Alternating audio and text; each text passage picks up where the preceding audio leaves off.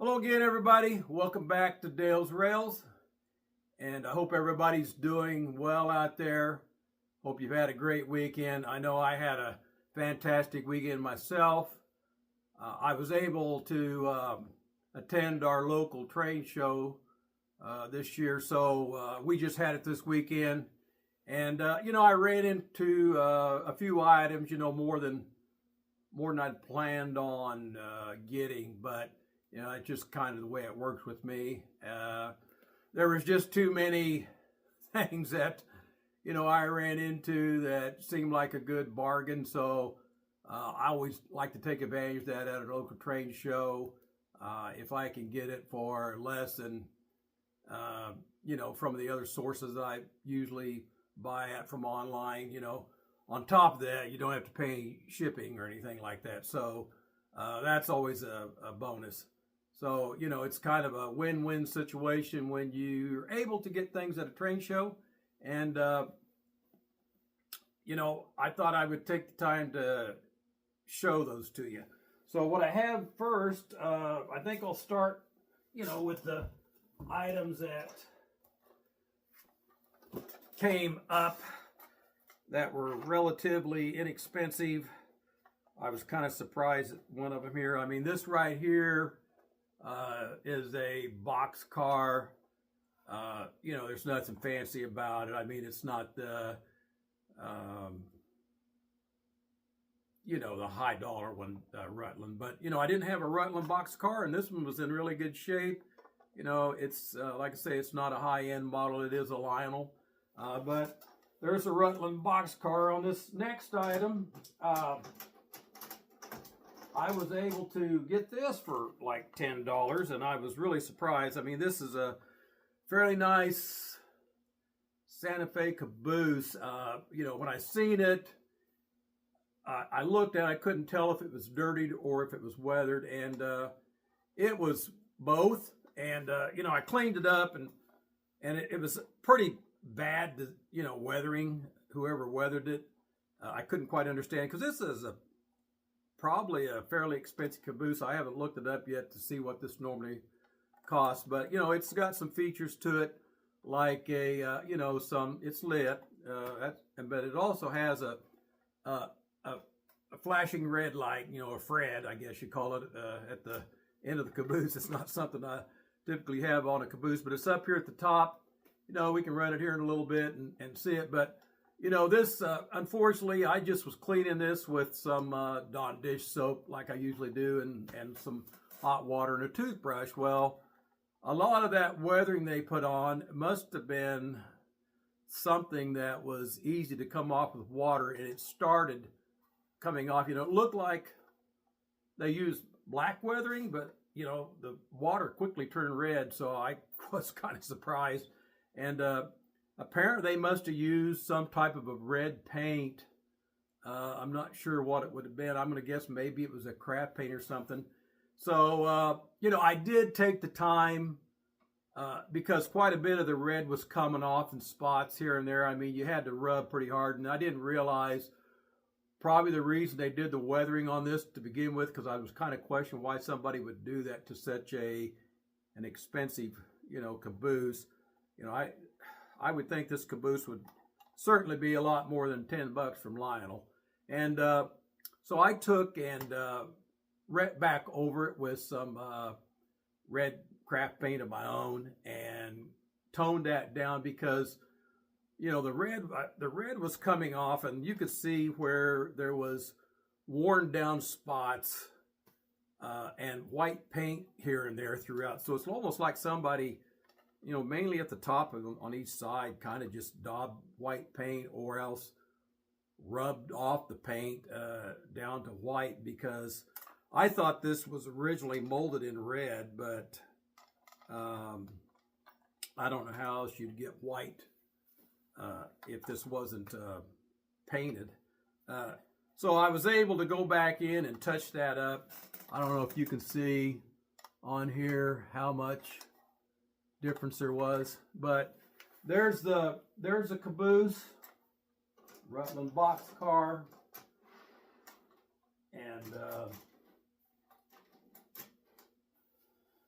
these next items here, these are something, you know, I kind of was looking to get when I went there. Maybe not these particular cars. I didn't realize what I was getting myself into when I got these. But these are the Santa Fe K-Line Santa Fe map cars. Now these are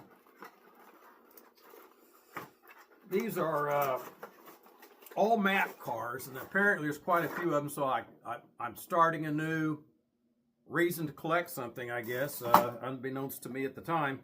But as you can see, each one has a map on one side, but each one is different on the other side. Like this one here is the Scout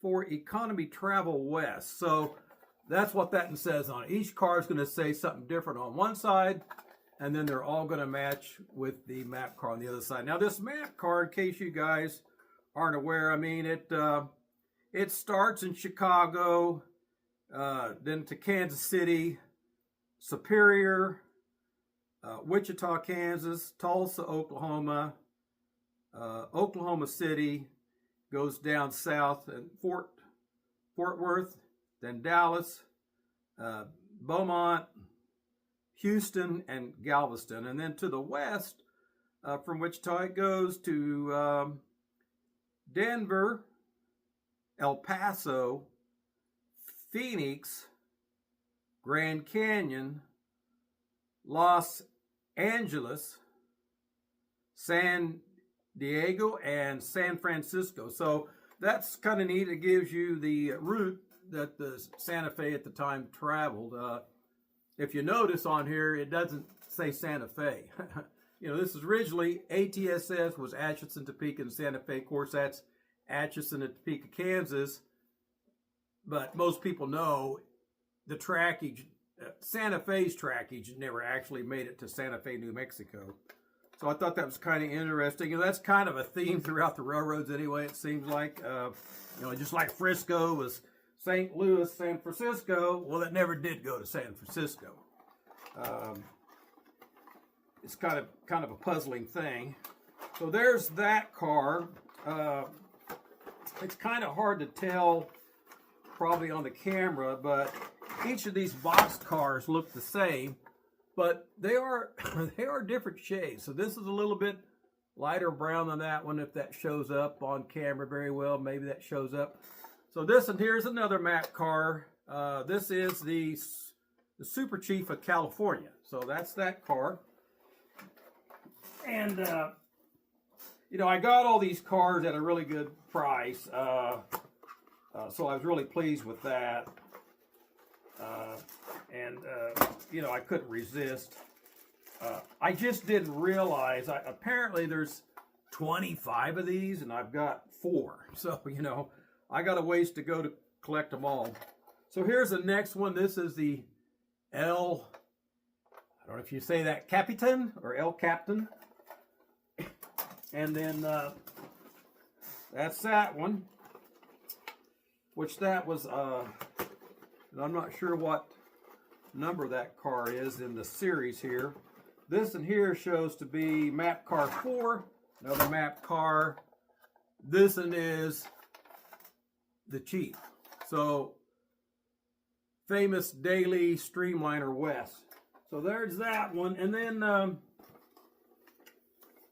you know, the guy was kind enough. The guy I bought these from, he's usually there every time, and he's usually got a really good supply of a lot of O-gauge items. In fact, everything I bought at the train show, with the exception of the new building I bought from him. So here's another Santa Fe car. Yeah, it's not part of the map car series. He just kind of threw that in for free for when I bought the other 4 cars. So, you know, it was a bonus item. So, you know, he's usually a good vendor, and he always treats me right. So, you know, that's always good. And so there's those. next item would be, I got, I wasn't necessarily looking for these, but he gave me such a good deal on these. There's 5 of these Golden State passenger cars. So if you guys are familiar with them, they're K-line. It appears for the most part all the cars I got, with the exception of the Rutland and the Caboose, are K-line. So these passenger cars are all K-line. Get that open. Wow, these have never even been opened, so they're still got the original tape on them. So this is the Golden Moon car. It's a Vistadome, and it's kind of neat. They, if you can see in there, they do have interiors with seats in there. So there's quite a few interiors. It came with the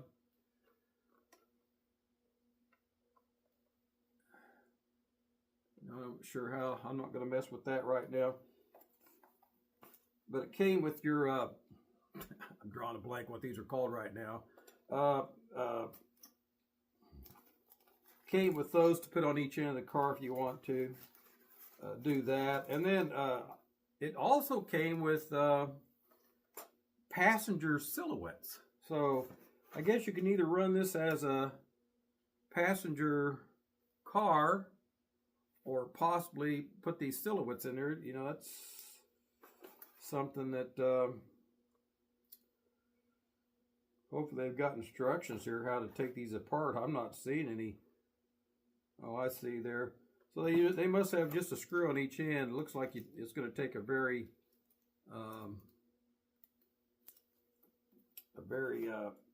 long screwdriver to get in there. So there's those, and there's a complete set of those. And these also have, as well as the box cars, they all have operating die-cast couplers. So that's what's nice. These K-line cars are pretty nice.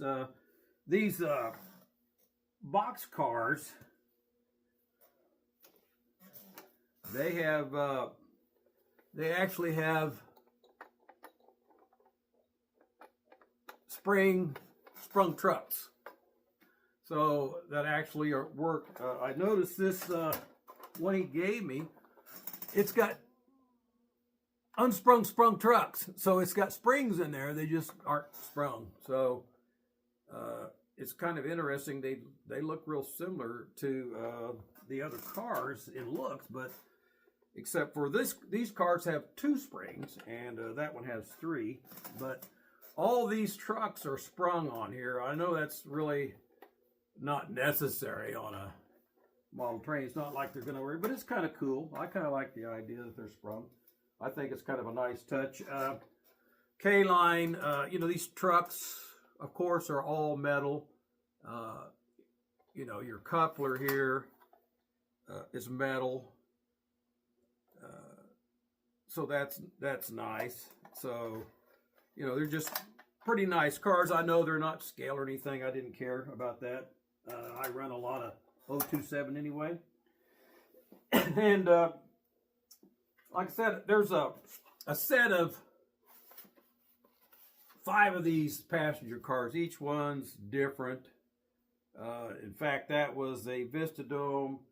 There is an observation car, and this is a United States Mail Railway Post Office car. So that's kind of nice. So it looks like I got I don't know if this, how many of these Golden State cars they made, but they're pretty decent looking cars. I should be able to run these with quite a few different engines. Rock Island, Southern Pacific, even like the Texas Special. I think these would look fine running with them. And Oh, these, yeah, what these are called, these are diaphragms. That's what I couldn't think of. So they all come with the diaphragm. So there's 5 of those cars. And the next items here, I was able to get, I took the liberty to kind of already unbox this a little bit or pull the staples out. This is a Woodland Scenics building. I don't know if you guys seen in my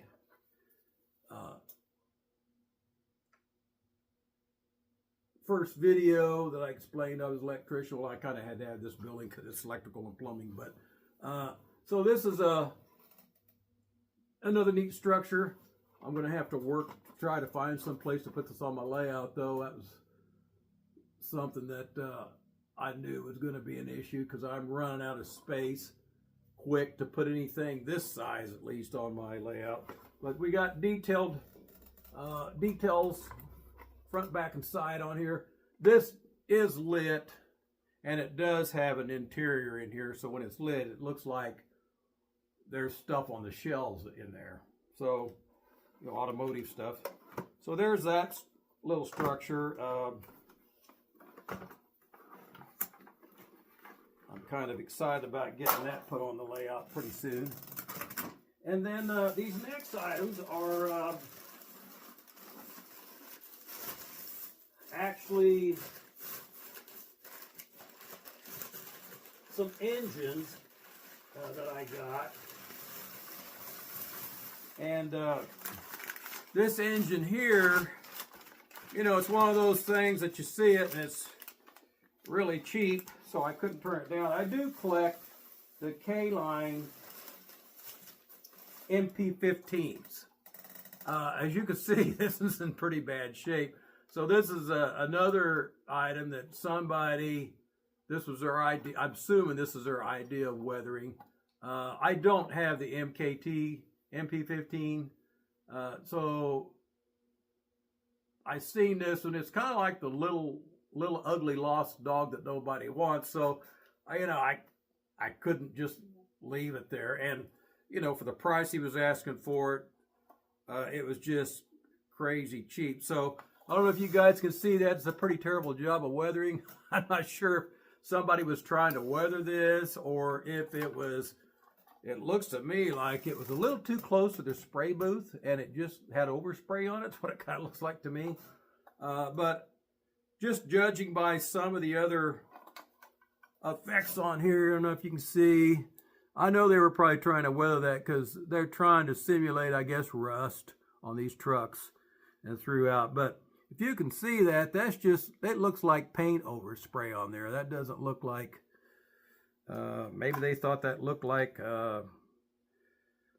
muddy mist that comes up from time to time if you're going through mud. But, these run on rails. They don't go through mud, so I don't know if you'd have mist like that on these or not. But, I couldn't resist it. It runs perfectly fine, $30. You can't turn that down. And he made me a good buy on that. And these other items are something that is a little bit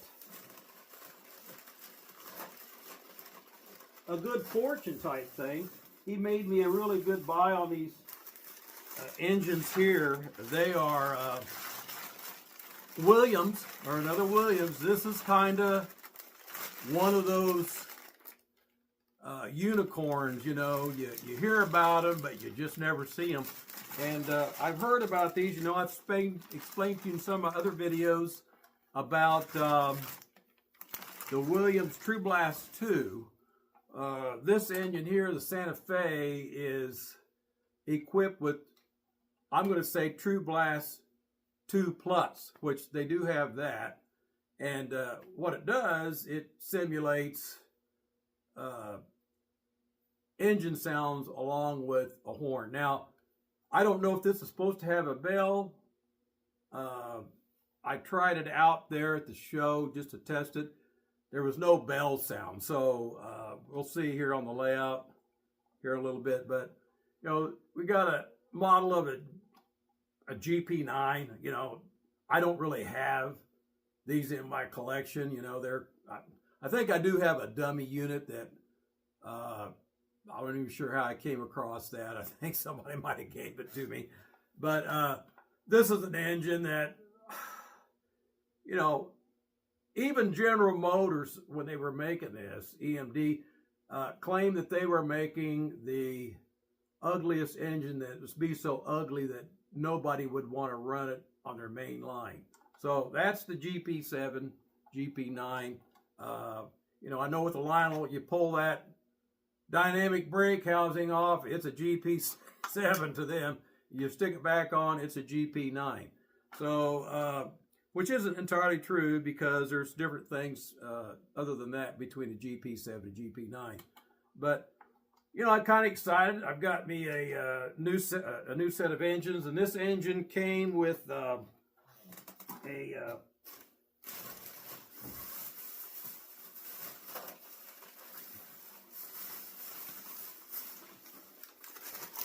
came as a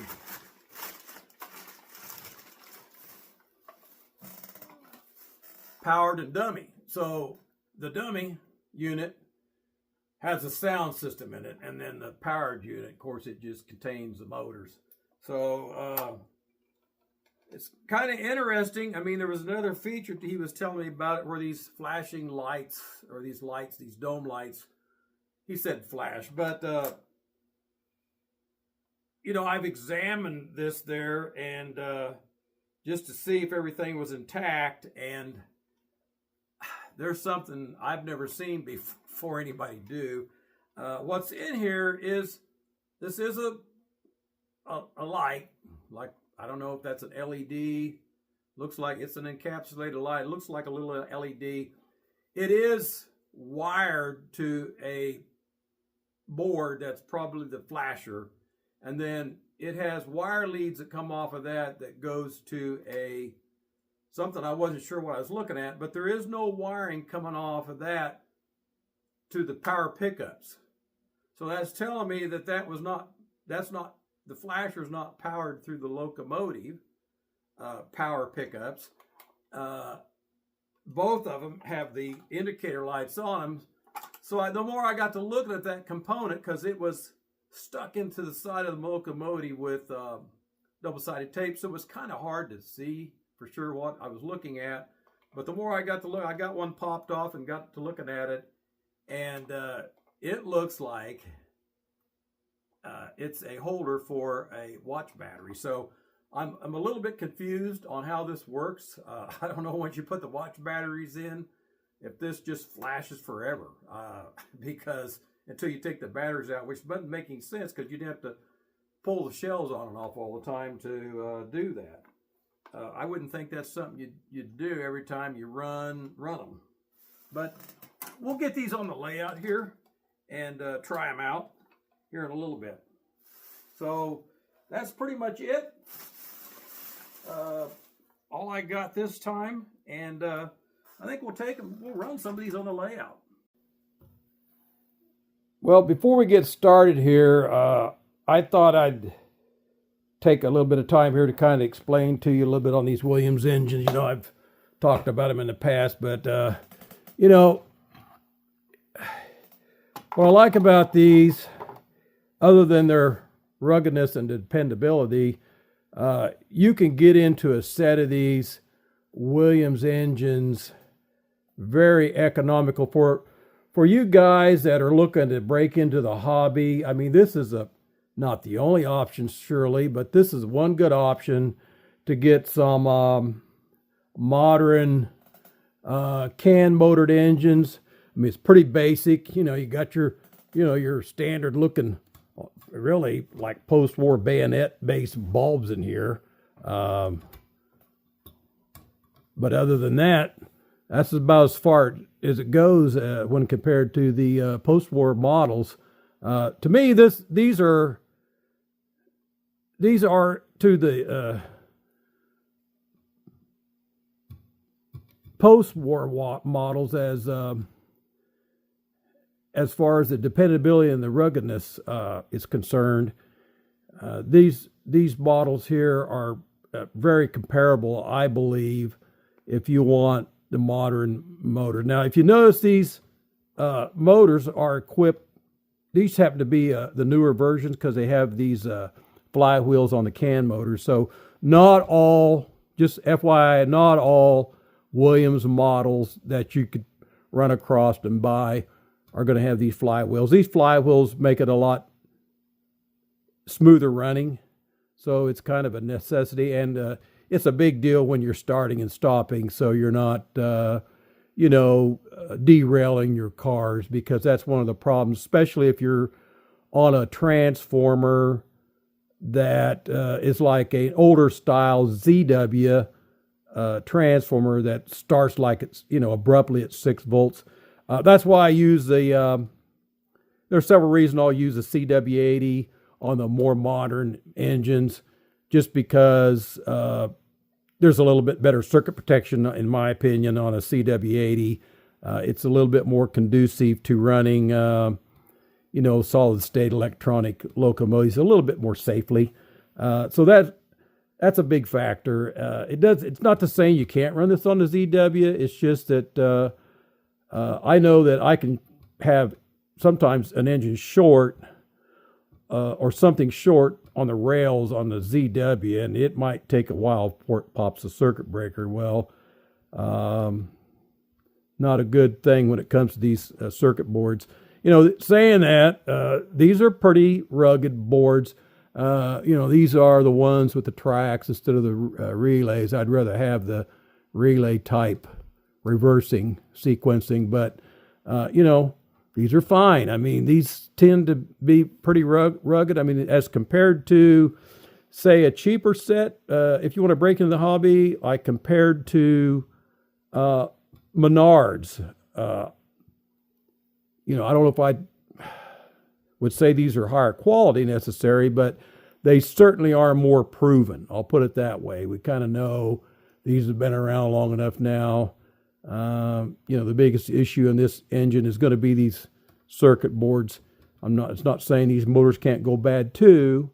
The other big advantage to DC can motors, they're maintenance free. There's nothing to maintain on these. The other advantage to doing this, for me, I run conventional, so I'm fine with just motors, lights, and a circuit board. I don't really need operating system. But saying that, your investment in this is about half the cost, or maybe even less, than buying an equivalent set of Menards engines. So that's a big bonus to me when it comes to selecting a model to run. And the fact that I run conventional, I'm not so concerned about the sound system. Even though this is a little bit better sound system, it's not Lionel quality by any means. I don't know if they ever was trying to be.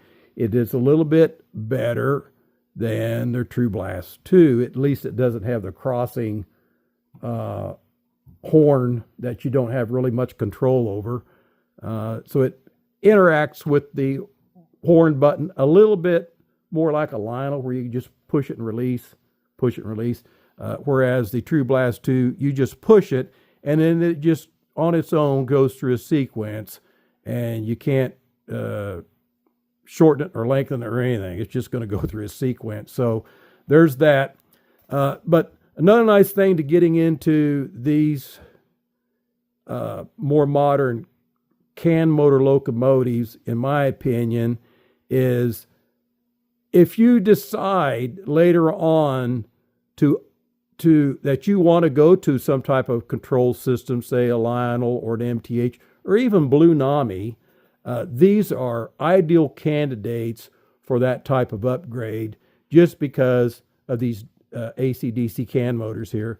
So they are something that you can buy out starting out cheap, and down the road a ways, if you decide you want a little bit different operating system and you want more of the more modern more modern operating systems, these are great candidates that you can upgrade. So the nice thing about this, you can get them, they're pretty straightforward. There's not a whole lot of frills, which makes them a little bit cheaper that you can get a hold of these.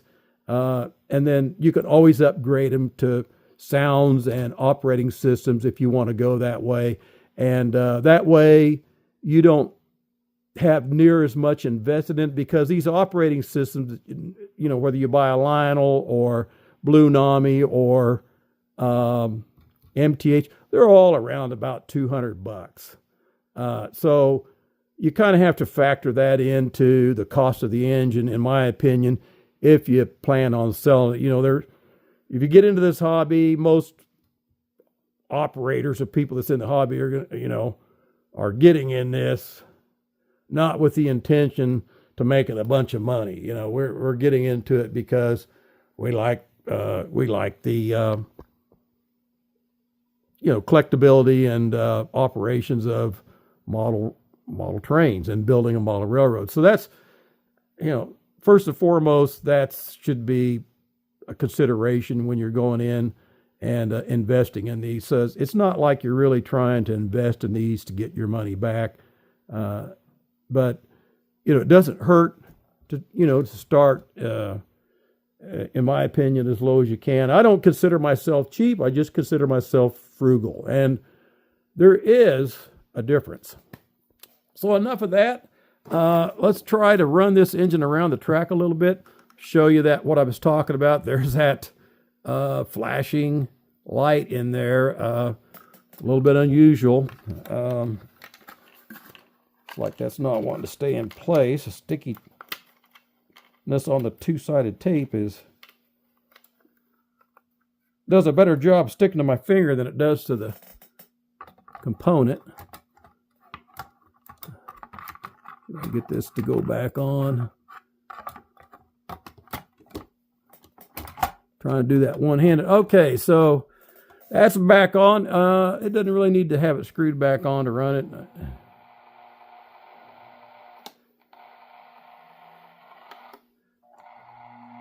So there's the engine sound.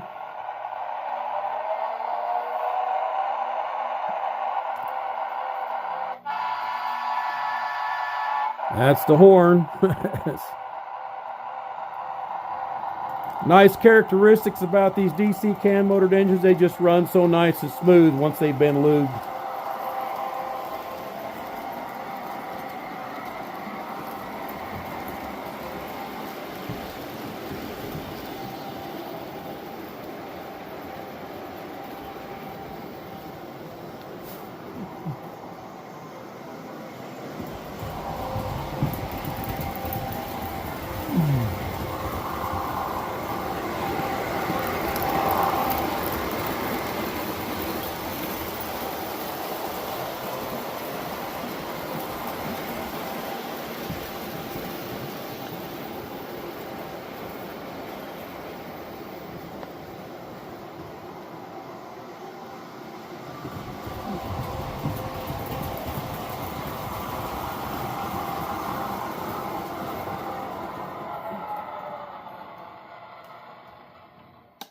So there's that new item. Next item, I got my old reliable here. We'll have it pull the box cards around a little bit. So we can take a look at that. Yeah, I know I got I upgraded the tender with the Lionel Santa Fe Warhorse whistle in a New York Central tenor. So that's not going to stay that way, but I decided to put my own sound system in there. So we'll get this running.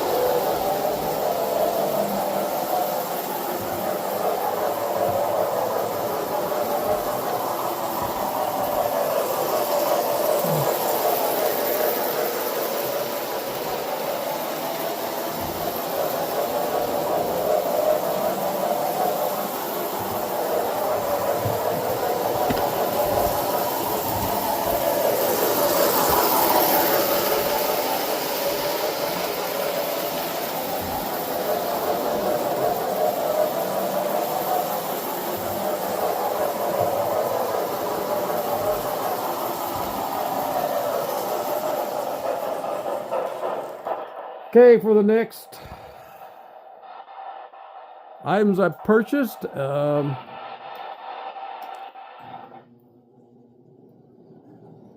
it's a first here on Dell's Rails. We got a old beat up engine pulling brand new, never ran passenger cars.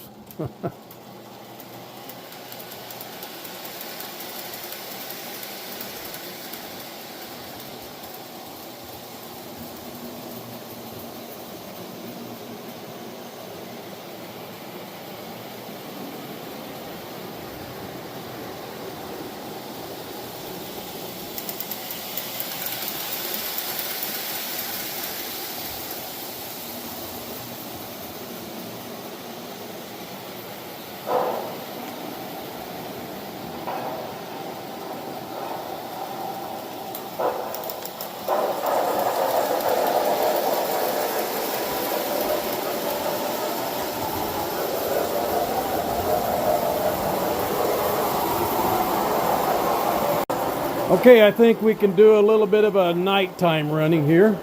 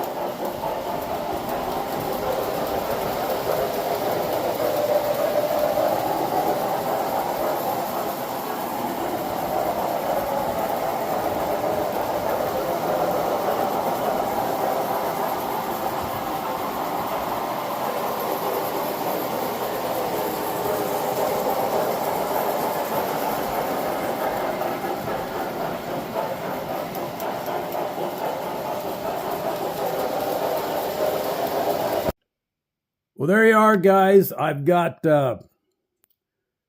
my addition to my collection for 2025. I really enjoyed myself at the train show. I sure hope you enjoyed this video. Please stay tuned to the end of this if you are interested in seeing from the train show event. I did post an extra 5-minute video of that event. And, if you're interested in seeing what goes on at our train show, it's there for your viewing pleasure. But until next time, happy rails to you until we meet again.